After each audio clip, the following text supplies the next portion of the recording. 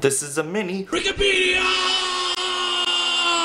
Transnistria. Before we go back to Transnistria for the final time, let me respond to the question I've gotten most frequently during this adventure. No, not how did you get so handsome? Thanks, Mom and Dad. What is Transnistria? The following is by no means in-depth, but only tries to give ever the slightest simplifying overview. Transnistria as a locality was never an independent state, and the land attributed to the name, a term coined in the mid-20th century, has fluctuated almost constantly. Ancient peoples like the Thracians and Scythians settled the area.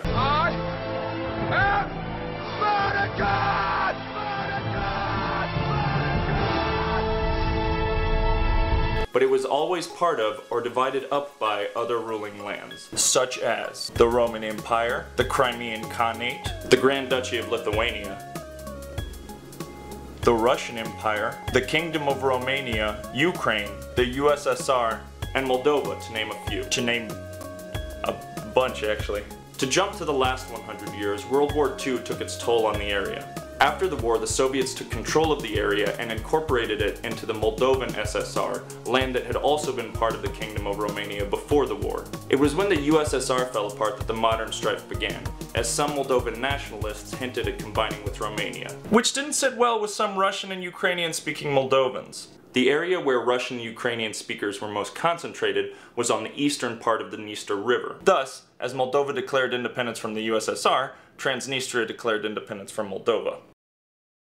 Thus, as Moldova declared independence from the USSR, Transnistria declared independence from Moldova. A civil war or a war for independence, depending on your viewpoint, raged from November 1990 to July 1992. There's been a successful ceasefire since then, but there's no permanent treaty because neither side is fully satisfied with the current situation. No country recognizes Transnistria's independence except for 3 similarly unrecognized states: Abkhazia, South Ossetia, and the Artsakh Republic. The rest of the world recognizes Moldova as the sole state in the conflict. However, Transnistria has de facto independence, which is Latin for of fact, meaning the situation on the ground is that Transnistria primarily acts like an independent country. This is as opposed to de jure or de jure in Latin,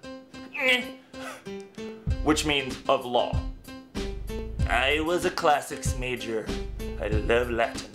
Now, Transnistria is the common name for the country or the area in the international community. The country is also more properly referred to as the Pridnestrovskaya Moldovskaya Respublika, or simply Pridnestrovie. This means on the Dniester River as opposed to across the Dniester River, and thus has more of a home-based viewpoint. That's Transnistria in a nutshell.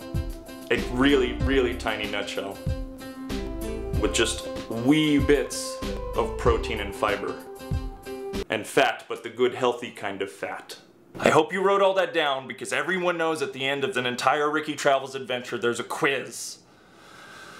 Or there should be. And so, for the final episode of Ricky Travels, The Road to Transnistria, we'll be going to Bender, or Benderi, or Tigina, depending on the language you speak.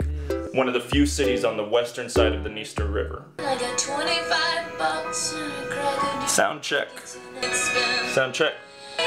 There's nothing